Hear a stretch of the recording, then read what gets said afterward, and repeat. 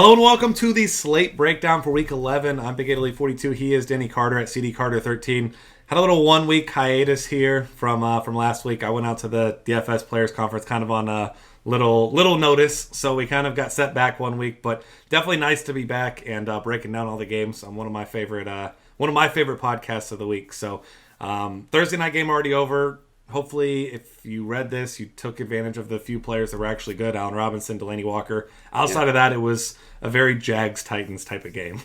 It really was. It was. It looked like there was potential for some scoring, but then the Jaguars decided that Denard Robinson was the answer inside the 3-yard line. So that was interesting. It was because that one first run. I mean, the first time they gave him the ball, he kind of snuck off the edge, looked good, and they just decided, well, I mean, it was one run. He must be great. Let's give him the ball. Even as a Denard Robinson truther, I didn't understand what was happening with his usage. Yeah, there's been a whole lot of bad decisions at goal lines with the Jaguars this season. So they're still the Jags, though. I mean, they got the win, and somehow, because that division's so terrible, they're still in the hunt for it. So looking forward to maybe my team, the Bengals, playing them in the first round if they win that division, because that'll be an easy first round win, finally. Oh, so. That's a hot take. Yeah, I'll take that. I'll take that first win if that's the case, but Bengals got some work to do themselves first. They got to score touchdowns. But we'll get to them here in a couple minutes. That's going to be a fun game to talk about. But first, Falcons and the Colts. 1 o'clock game. We've got a 47.5 point total, so a decent total here. Falcons, right around a 6-point favorite here. And Falcons, first couple weeks, Devontae Freeman, Julio Jones, both looked unstoppable. They were off to a great start, especially offensively. And then right before the bye, their last 2-3 games just really, I mean, they moved the ball, but they couldn't score. And it was kind of really frustrating for people who are playing Freeman, playing Jones. And, I mean, that's still kind of the concentrated value there. But it's a Colts defense that's not very good. So I'm still going to go back to the Falcons here, but I'm getting really tired of them letting me down. I'm totally with you. You're probably going to have to pick, or you should pick, between Freeman and Julio. If I have that choice, I'm going Freeman here for a few reasons. One is that Vontae Davis is supposed to shadow Julio Jones, and that's according to Colts.com, so pretty good source. I'm not saying that Julio is a guy who can't beat tough matchups, but I think that Davis shadowing him suppresses his ceiling enough for me to sort of hedge on paying up. He's still very, very expensive, as you know. Whereas Freeman has this amazing floor that he displayed 2 weeks ago against San Francisco, where he rushed for 12 yards and ended up with 21.5 fantasy points. So, that's just nutty. I mean, that's just something you don't see. He's so involved in that passing games that and this is a good rushing matchup, by the way, against the Colts. So I don't see that happening again. 12 yards for Freeman on the ground. But even if he struggles, even if he only goes for 30 or 40 on the ground, he can still reach that 18, 20 point mark on DraftKings. I really think that's something you need in cash game lineups. Yeah, and that's one of my favorite plays of the week. And as we'll see moving forward, in case you didn't already know, there's plenty of wide receiver value this week. So I'm kind of on the more likely to pay for running backs than pay for wide receivers this week. And I'm a big believer in Vontae Davis also. So it's not to say that I won't have any Julio Jones, but definitely makes me hesitant, like you said, with capping his ceiling there. On the Colts side here, I don't have any pieces of any Colts players right now. Yeah. And I don't really feel that bad about it. How about you? Yeah, I just wanted to mention the Falcons' defense real quick. I'm not really on them too much, partly because they Blaine Gabbert looked like a Pro Bowler against them, and Matt Hasselbeck the offense goes to a really conservative place that's not conducive to turnovers. So I really think that it's best to avoid the Falcons defense. On the Colts side of the ball, I have Kobe Fleener as a possible punt play for cash. Frank Gore has a good matchup here, and there have been some beat reporters talking about lots of check down type passes to the tight ends and to Gore. So he's really at $4,700 I think on DraftKings. That's that really catches my eye. And then he gets all the goal line work. So I do have some exposure to Frank Gore this week. Yeah, and I mean Matt Hasselbeck is like the quarterback at his age that Peyton Manning wishes that he still was too. That's So I amazing. mean, it's crazy to think that at this day and age, you tell me 3 years ago that Matt Hasselbeck would be. Well, I guess we'll see this week, but he was better in the few times he did play this year than Peyton Manning's been. So obviously taking a lot less of beating than Peyton Manning has, though. That's So true. That's true. I wanted to mention one thing about Gore. The Falcons have allowed more running back receptions than any other team this year, so that plays in his favor, I think. yeah, and like you said, I mean that price on DraftKings has been it seems seemingly too low almost all season long. Yeah. So I mean he's been that guy that hasn't really had that breakout game, but he's been just quietly very consistent all season long. Mm-hmm. So Ravens against the Rams here. Low total. Neither team with a very big team total. 21.75, 19.75 for the Rams. This is not a great spot for anyone. We obviously have no Steve Smith. We've got the tight end duo scored touchdowns last week. Crockett Gilmore, Max Williams, of course. And, then you got Justin Forsett against one of the better, if not the best, front seven in all of football. And then the Rams, you got Todd Gurley, and then you've got your gadget plays with Tavon Austin. But now at least you have a quarterback under center. Well, more so than Nick Foles, at least. Yeah. So, I mean, this is one that if this game didn't exist, I don't think it would change much of my Sunday. No, me neither. I pointed to a couple guys, Chris Givens being one of them. Not a narrative street play by any means, because I was wondering if that's where you're going with that one. Well, it could be. He seems like a guy who has a chip on his shoulder, just from what I've heard him say about his time in the NFL. But he got a couple downfield shots last week. He seems to be, the only real downfield threat. Kamar Aiken is really not that. Kamar Aiken is not good, first of all. I mean, he's just a guy. I think Chris Givens is a little better than just a guy, and he runs in a straight line really well. So I think I will have some Chris Givens in GPPs. I had him last week. He scored a touchdown, but it wasn't necessarily of the long variety. He didn't win anybody GPPs. So I do like Chris Givens a little bit, and I think the Case Keenum ownership is a little crazy according to Thursday percentages. Owned in 5% of FanDuel Thursday tournament lineups. I get it. I get the appeal. He's so cheap, and he really does have a lot of like big-bodied, fast guys to throw to.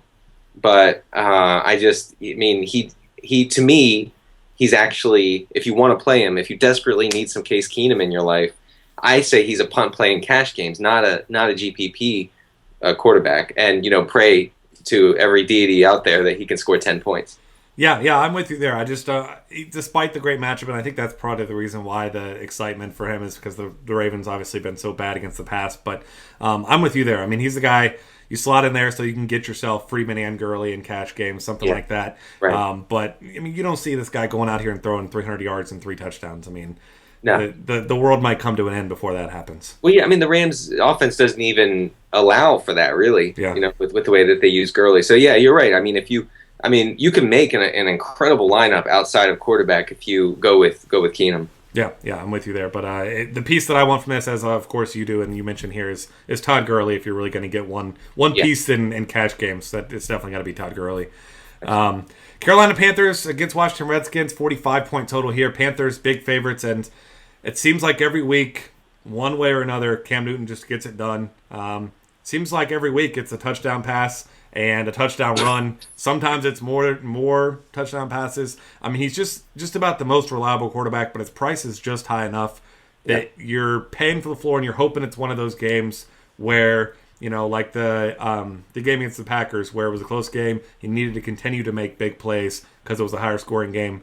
And I just don't know if this is the spot for that, but if you just need that cash game quarterback that's just going to get you your 18 to 22 points, I mean, Newton's definitely that guy.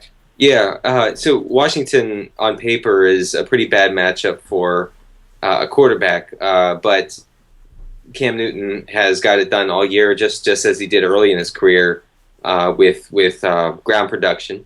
I wrote in the article, Cam Newton right now is 21st in passing yards, 11th in passing scores, 7th in interceptions, and 31st in accuracy on aim throws. I mean, pocket passing wise, he's kind of a disaster. But so a bad matchup on paper doesn't really matter all that much for him. So I think that if you're going to pay up, you're going Cam this week. Yeah, as long as he doesn't dance, because no one wants to see that, right?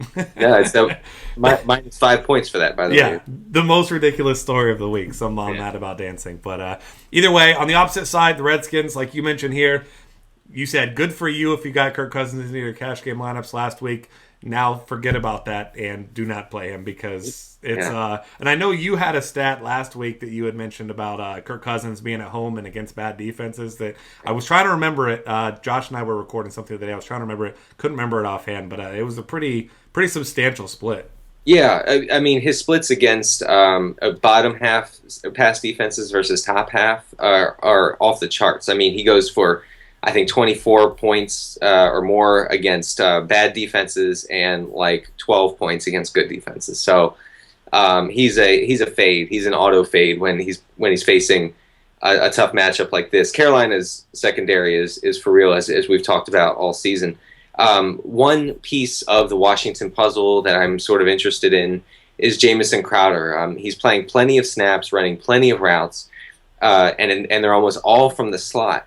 And if you look back at Carolina games, you'll see that wide receiver success has almost exclusively come from slot receivers, not outside guys. So if Washington is going to move the ball at all through the air, I believe Jamison Crowder will have a lot to do with it.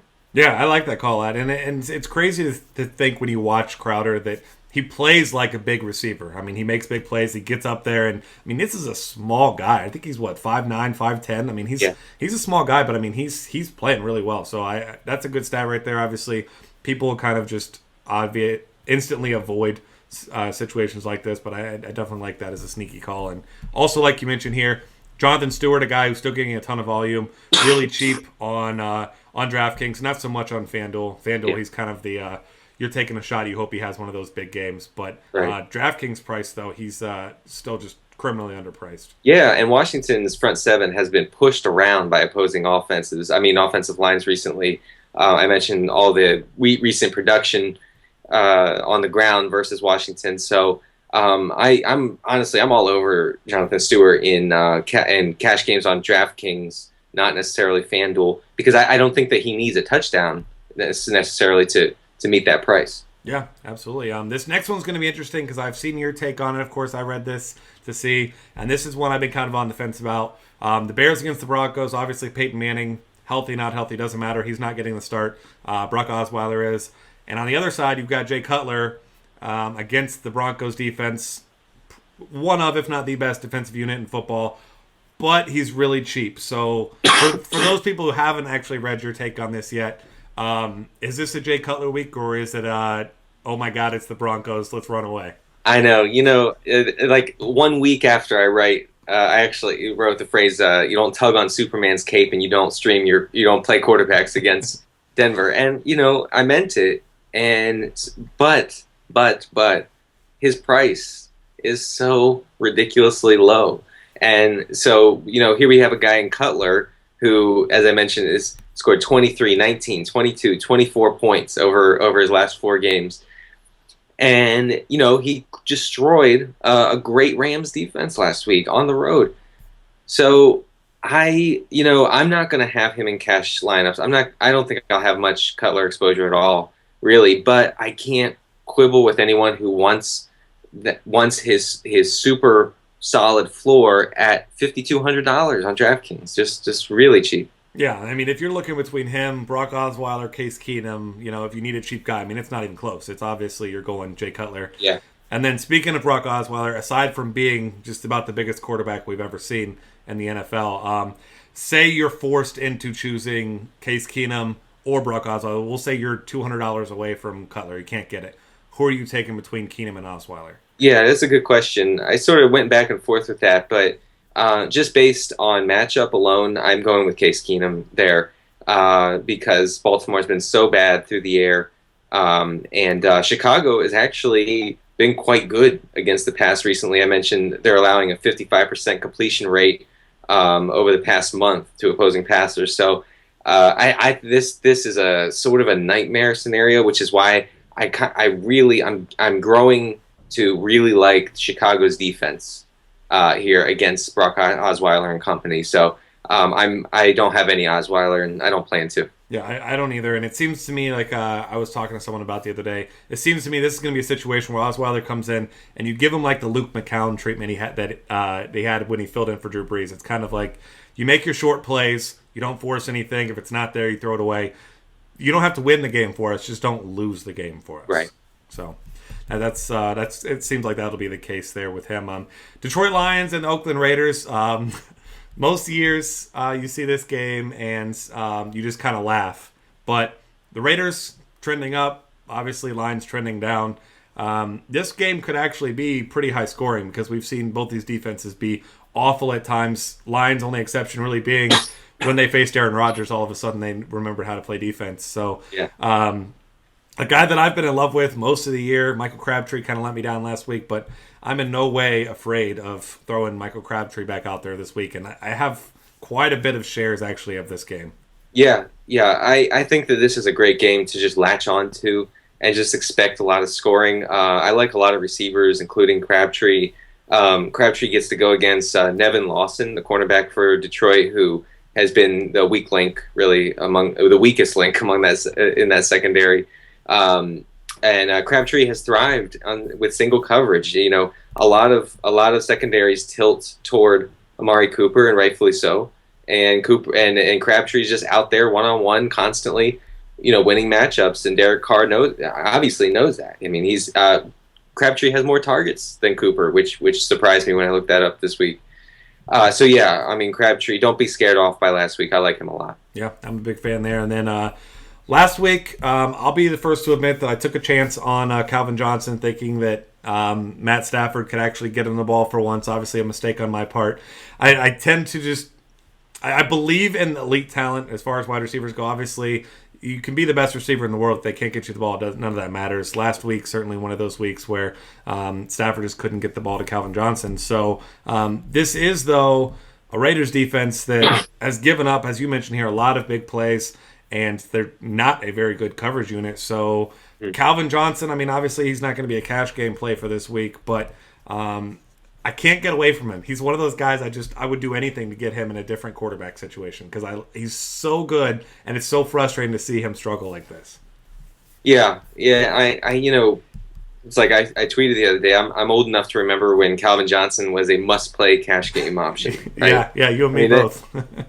Yeah, I mean, it used to be like you would make a lineup and you say, all right, Calvin's in there now. Now what do I do from here? And it's not really that way anymore. I talked about the big plays that Oakland is giving up, and that's all well and good. But I still, who can be super confident in Stafford and that whole Lions offense right now?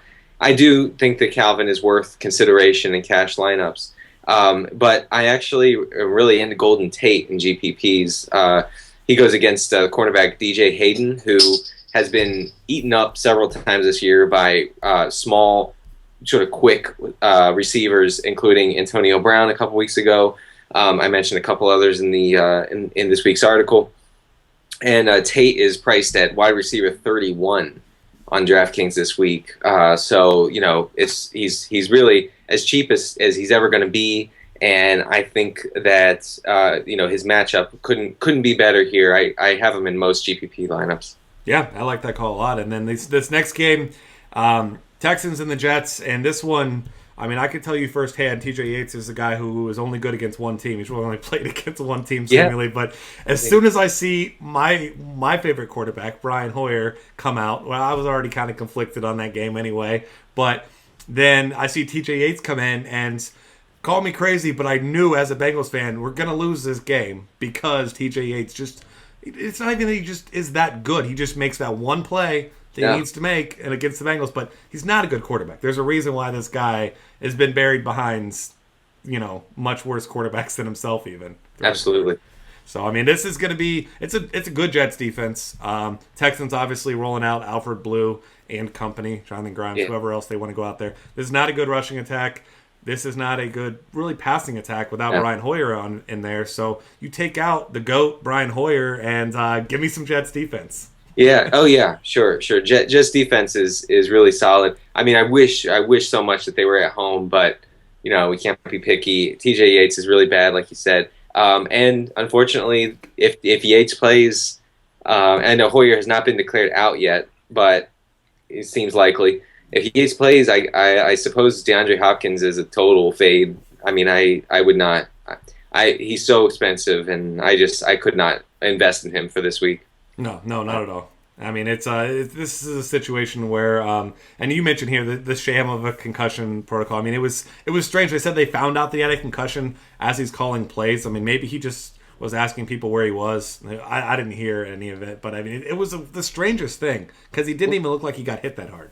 Right, but yeah, I mean, yeah, I mentioned, I don't know if Hoyer rises to the level of superstar that is able to, go past the whole concussion protocol because, offensive superstars seem to not suffer from concussions like other guys. Yeah. So it's so weird how that happens. It's super strange. But on the Jets side of the ball, my favorite stack of the week for running back and defense, which is always a good idea to look at, is Chris Ivory and the Jets defense.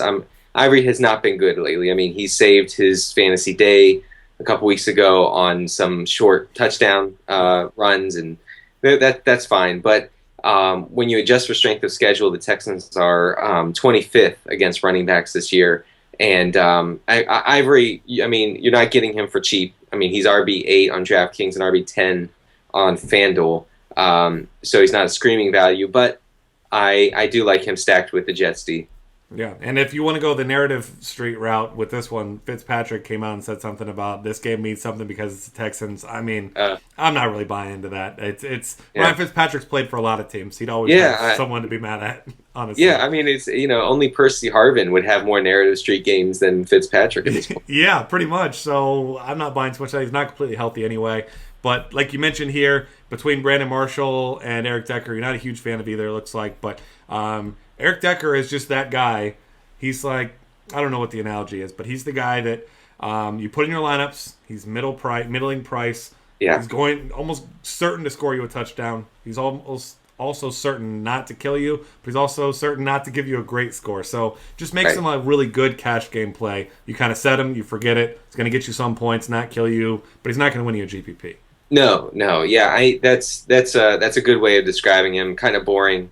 He's never going to blow in that offense. He's never going to blow up yardage wise. Yep. But he's been so good in the red zone, and that should continue against a pretty bad Houston secondary. Yeah, absolutely. And then next up, Dolphins and the Cowboys, and Cowboys fans been waiting much longer than they would like for the triumphant return of Tony Romo, and I'm a huge fan of Tony Romo in general. The guy catches a lot of hate. I don't understand why. I think he's a very good quarterback. I'm excited to play him season long. DFS doesn't matter for this week. He's the guy that I'm going to be playing probably a little bit more than I should, just because I just really like Tony Romo.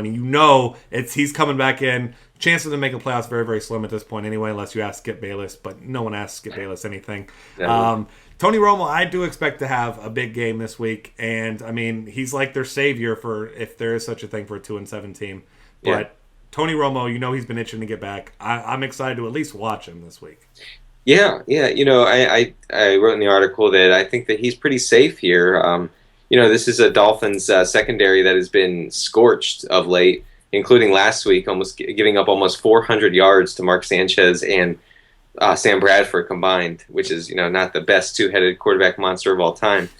I coming into the season in this offense, in Scott Linehan's offense, I really, really liked Romo with more volume than he's had recently, and I think that will continue. I mean, now Darren McFadden hurt himself, and so that backfield is sort of in flux. I expect him to throw a lot in this game, and he has, let's not forget that he has Dez Bryant.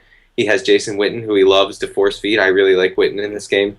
I'm not saying that Romo is locked in for 300 yards and 3 scores, but I really think that you should consider him a cash game staple. And he's not going to get cheaper than he is right now. Yeah, and I mean it's a very good offensive line, as we all know, and like you mentioned with the running game, with everybody banged up as well.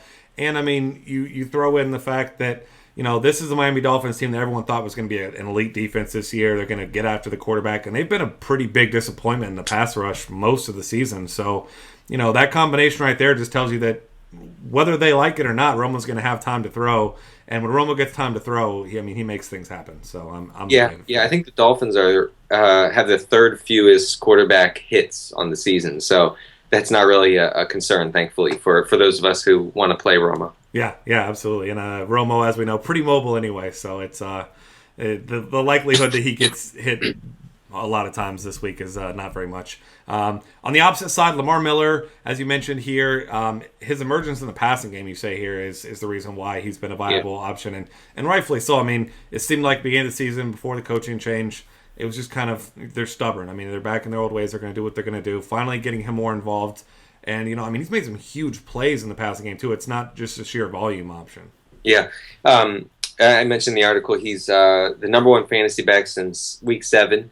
And a big part of that is that he has more receiving yards than any running back over that stretch. So it's not necessarily that, positive game script and, hammering away and getting 25 carries a game. That's not the formula for his success, which is good, because that really is not sustainable with a not so great team like the Dolphins. Yeah. So I know that there's some concern about Ajayi and his recent play. I think Dan Campbell said that they want to get Ajayi involved a little more, but that doesn't scare me too much. Again, harkening back to Miller's involvement in the passing game. Yep, absolutely. I mean, it's hard to take the ball away from a guy who's making plays like he is. So, yeah. I'm not too concerned about it. I'm on your side there. Vikings and Packers. If you told me 7-8 weeks ago that this would be a battle for first place and the NFC North, I would have told you that you were crazy. But despite the fact that Teddy Bridgewater is really just having, not even a good season, not even really an average season, he's just there. He's the guy that's not killing the team, essentially.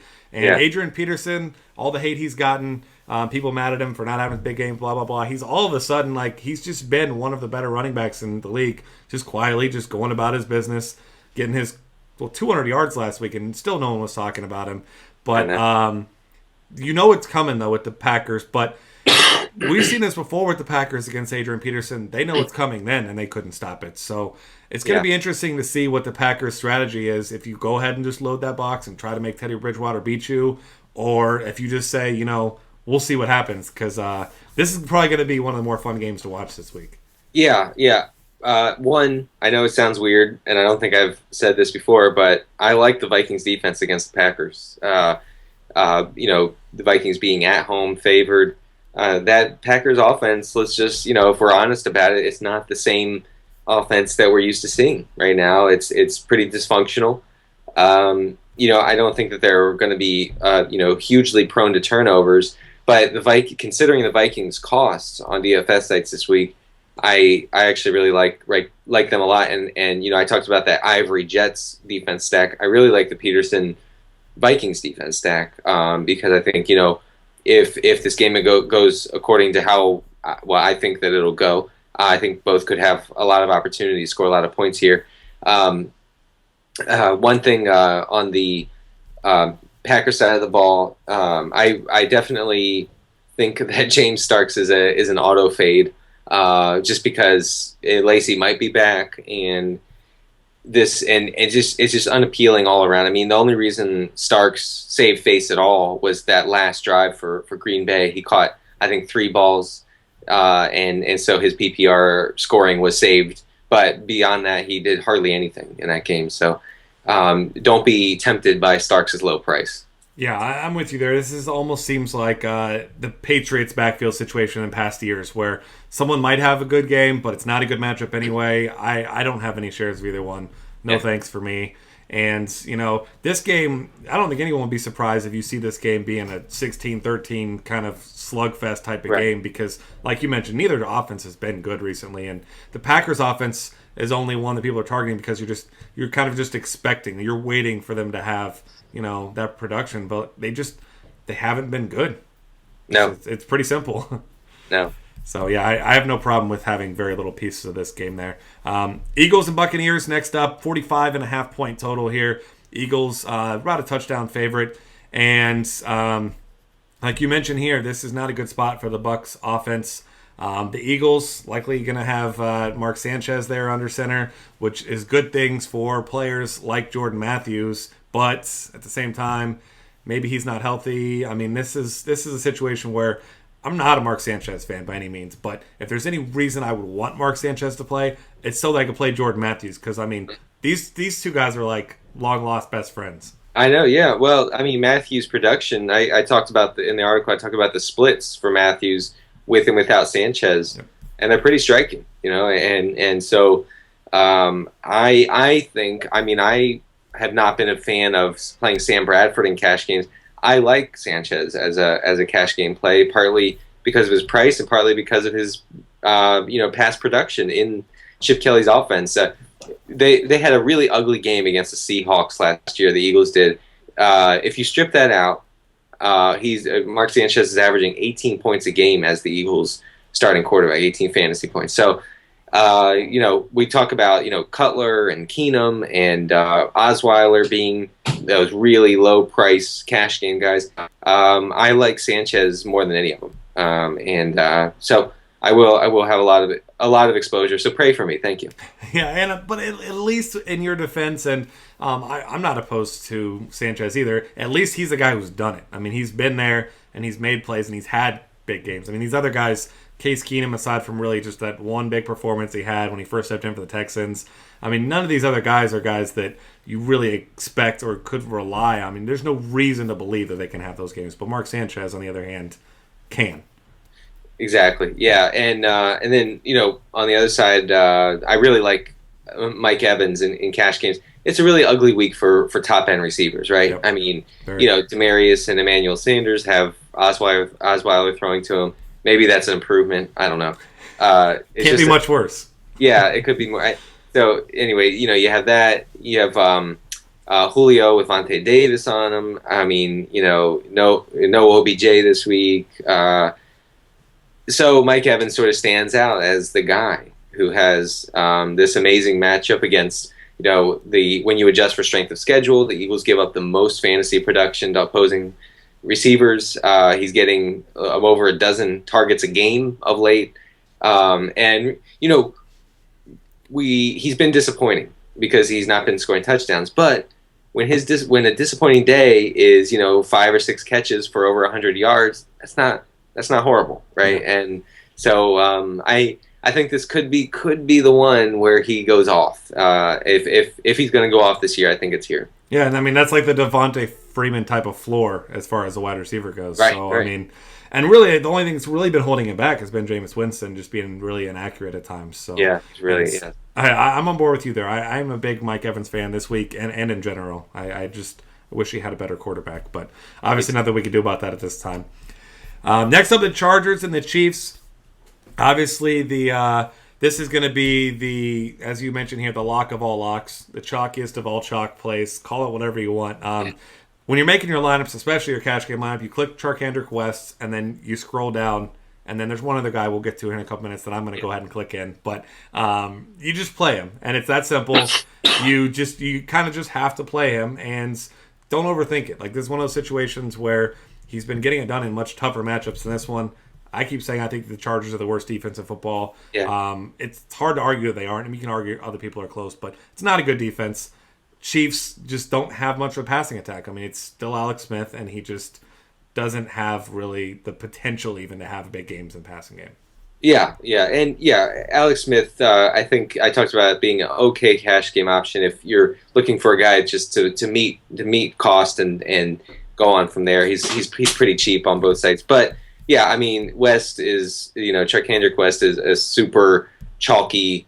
I mean, he's the chalkiest guy since Todd Gurley against the who was it? It was a DK price. He was 4,700, something like that. It was it was a good match. Oh, Cleveland. Yeah. It's Cleveland. Yeah. So I mean, just know that you're not getting over on anybody, by putting West into your lineup. West is playing an enormous amount of snaps. Last week he showed his passing game chops. So yeah, he's in pretty much every lineup. But I think Jeremy Maclin is in play here. I really like Travis Kelce here. Kelsey is, we talk about free Kelsey. Kelsey needs opportunity. He's getting opportunity. It's just the touchdowns haven't been there. And I think that they're coming. And I think that this Chargers defense, like you said, it has to be the worst in the league, if not maybe bottom 2 or 3. But I will have a fair bit of exposure to a lot of Chiefs this week. Yeah, I like that. And then on the opposite side of this, of course, Phillip Rivers missing Keenan Allen, but has been for a few weeks. He just continues to throw the ball a ton. Melvin Gordon, the entire running game has not worked out how they anticipated it would. Also kind of seems like they're not very dedicated to establishing the run either, so that's certainly part of it. But at the beginning of the season, that was kind of we're going to get some balance. Look at us getting Melvin Gordon. And then it didn't work, and they just kind of said, well, never mind, we'll go back to chucking the ball 1,000 times a game. So that's what they're doing, and despite the fact that Keenan Allen's out, you mentioned here, Phillip Rivers, it doesn't get much better than a cash game quarterback that's going to throw the ball 40-plus times every game. Yeah, he wasn't good in his first game without Keenan Allen a couple weeks ago, but he still, I pointed out, he still dropped back 44 times, he throws very safe, conservative passes mostly. I don't expect this volume to eventually lead to a ton of turnovers on his part. It hurt, yes, it hurts for him to lose Keenan Allen. And I did want to mention this, Malcolm Floyd seems unlikely to play as of Friday afternoon. That makes Dontrell Inman a definite possibility for volume too in this offense. He's going to be he would slot in as the starter alongside Stevie Johnson. So I really think I'm going to have to take a long look at Inman if Floyd is declared out. Yeah, really anyone stepping into that role there, the volume is going to be there no matter what. So you got to just find where you can get your spots, and it makes sense if Floyd's out, get some Dontrell Inman in there. Yeah. But yeah, this game certainly could be high scoring. Either one of these defenses. I'm not buying into. I've seen some people like, wow, the Chiefs defense looked great last week. Stop all that. And Peyton Manning was just so god awful. He could have made any defense look good last week. It's not to say they played bad, but they weren't great. Well, he threw it right to guys. Yeah. It wasn't the like amazing plays. A correlation stack I like in this one a lot because I think that it will be high scoring, like you said, is West and Rivers. Because I think if West does what I think he can do here, Rivers will be forced to really push the tempo, push the pace, and we've seen what happens when that happens. I know 2 weeks ago was ugly, but I refuse to say that he's like hands off because of that performance. Yeah, I'm with you. It's not like this is a new guy just stepping into a system and we don't know what to expect. It's been a year. He's one of the more tenured guys for any one team. So I'm still a believer there. Seahawks and 49ers coming up. 40-point total should surprise no one. And this isn't the battle that we've seen over the past couple of years either, where, even a lot of those were dominated by the Seahawks. They should have been good games. Most of them weren't. First one was not pretty. If you played the Seahawks defense in that one, good for you. It's still Blaine Gabbert, and you mentioned earlier, Blaine Gabbert, this isn't good. And really the only player that I'm okay with playing in this personally is Marshawn Lynch. And of course the Seattle defense, but there's not a chance in hell I'm putting any of my real world dollars on a San Francisco 49ers player in this matchup. Yeah, who would it be even? I don't know. I would really struggle to find someone who I would want here. Lynch is if he plays, he's apparently struggling with some various injuries right now. But according to Pete Carroll. Yeah, we know this drill by now. Maybe he is, maybe he's not. Who knows? Yeah. That's true. Grain of salt. But San Francisco is allowing the 7th most schedule adjusted fantasy points against running backs, and Lynch has had historically a lot of success against the 49ers. If you look back at his stat lines over the last 3 or 4 years, so I think that Lynch is sort of a no-brainer if he's fully healthy. That is. Yeah, if we hear a random thing, say this is Friday afternoon, say tonight, tomorrow, Sunday morning, even that he's out completely, not going to play, not a questionable tag. Obviously, I want no part of that. Right. But if we hear he's out completely, how much Thomas Rawls is too much? I don't know. I hadn't really considered that, but wow, I think I think you would be hard pressed to have too much Rawls. I mean, Rawls has been better. He's been better than Lynch. So I mean, I know Lynch is like his character and all, but Rawls is better right now, and this is a great matchup. So I would have all the Rawls, I suppose. Plus, money's a lot more fun than watching a fun character anyway. So if we could get a discount there, and obviously, like I said, it's only if he's completely out. If it's he'll play limited snaps, questionable game time, get out of here. I'm not touching either guy if that's the case. If that's the case, I'll just go ahead and just block this game completely. I won't even watch the highlights. No thanks. Next up, the game that I am most anticipating, of course.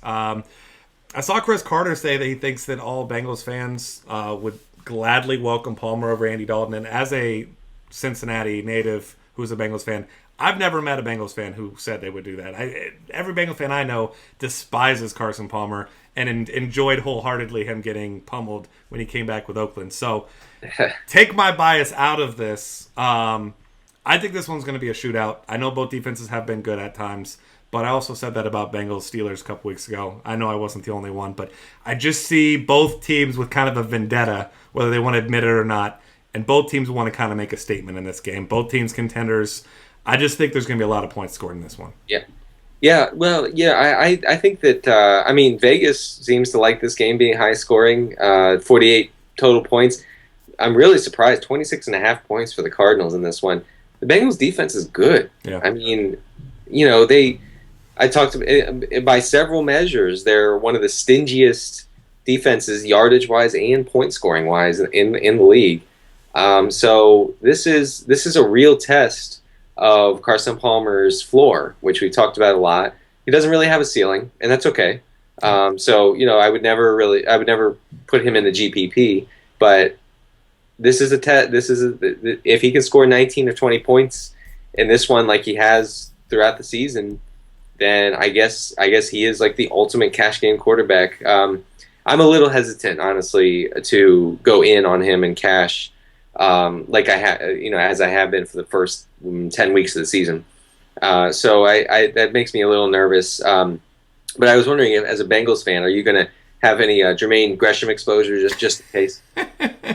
My recent exposure with Jermaine Gresham was the last few times he played in Cincinnati, and it was not good. But although Tyler Eifert did his best Gresham or his impression last week with all the drop passes, so I don't know. I think my favorite player from this game, personally, vendettas aside, is Tyler Eifert, because not only does he have something to prove, but I mean, I think that's the biggest weakness for the Cardinals is targeting them across the middle of the field, personally. So I'm going to have a lot of Tyler Eifert, and I'm hoping that it's not just my Cincinnati fandom getting in the way there, but I know that people will be off him because they're going to say, wow, you start dropping passes. The guy's not any less talented than he was 7 days ago. So I'm all aboard Tyler Eifert this week. Yeah, it seems like the success that teams have had attacking Arizona's defense is, like you said, over the middle.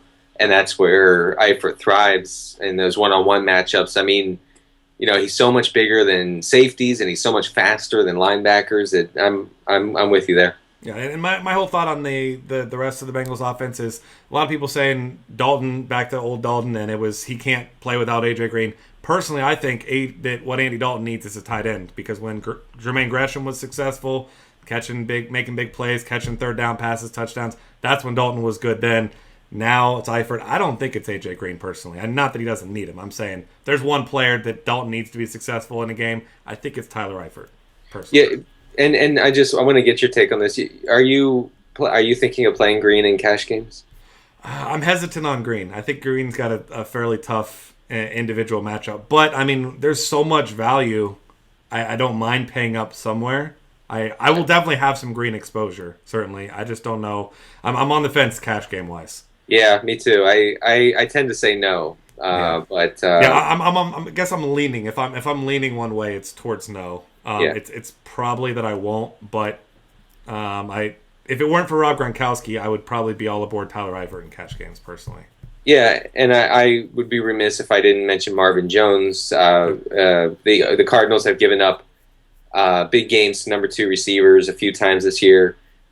So really they've shut down number 1 receivers. So Jones, basically Jones in a GPP, but I'm not living that Jones life in a cash game. No, that's not a life that I want to live, No. especially this week. But yeah, I'm certainly with you to get some GPP exposure this one. And also, this is another one similar to the Bengals Steelers we saw a couple weeks ago. I mean, it could end up being a defensive battle because we've got plenty of talent on both sides. I think just the biggest key, I think, is going to be whichever team gets pressure on the quarterback, which I bias aside, I think the Bengals have a much better chance of pressuring Palmer than the Cardinals do to pressure Dalton. But, Sure. Next up, last game of the week, Patriots-Bills. And if you watch the first go-round of this one, it was a fun fantasy game. If you didn't have pieces of it that week, I'm sorry you didn't win money. But Tom Brady and Bill Belichick are smart. They know what they're doing. They know this is a very good run defense, and especially with Deion Lewis being out, LeGarrette Blount's not the type of guy that's going to make big plays against that defense. Personally, I don't think so. Right. They're going to go drop back. I think I saw a stat. It might have been something you posted. Drop back around 60 times to pass in that first matchup. Obviously, a lot of that being due to the fact that it was a close game and Tyrod Taylor had a huge game despite the turnovers. But, I mean, Tom Brady's going to throw this ball 45, maybe 50 times in this game. Yeah, I wouldn't be shocked. I think it's important to keep in mind that New England doesn't force the issue with a certain type of game plan. They attack the weakness of the opposing defense, and we see that time and time again. And that includes hammering teams that are weak on the ground with Blount, and it includes picking apart secondaries that are on the bad side. With Tom Brady and Gronk, and used to be Julian Edelman, now Danny Amendola, which I suppose we should mention Danny Amendola being along with Charkandrick West being cash game must play almost. He was already slated to see an uptick in involvement with Deion Lewis being out for the year, and now Edelman is done, and I was talking with a guy who breaks down Patriots games, and he says that 20 targets for Amendola in this one is not out of the range of outcomes. And I think that's saying something. That's saying, I mean, he's $4,000 on DraftKings. It's something where you just have to jump on it. Yeah, I'm absolutely with you there. He and Charkandrick West are the two guys I'm putting in first, and it's not like the Bills are going to be going out of their way to stop Danny Amendola. Obviously, with Edelman out, if they're going to be trying to stop someone, it's a no-brainer anyway. You don't have to worry about is it Amendola or Gronk we focus on. You're focused on Gronk. You're not stopping him anyway. Maybe you slow him down. Like you mentioned here, it looked like last week it was going to be a disappointment. I was one of the many that had him in cash games. Got that long touchdown, then you can kind of just sit back, relax. Everything's good. I did not have him, and I was like, trying to calm down. Like, okay, well, I made the right choice, and then he catches that one, and I was like, TV off. I'm done. Yeah, I would be lying if I said I nailed the other parts of my cash game lineup, but that was the one I was happy about. But either way, Amendola, I'll still have plenty of shares of Gronk. Like you mentioned here, the LeGarrette Blount thing. I don't know that I'll have any LeGarrette Blount. I just don't think this is a good spot for him. Yeah, I mean, teams are throwing 40 times a game against Buffalo. Blount could fall into the end zone from the 1 yard line, but I'm not into him at his price. No, and then we'll talk about the other side real quick. What about your what's your take on Sammy Watkins, Ty God Taylor? How much exposure are you gonna have for these guys?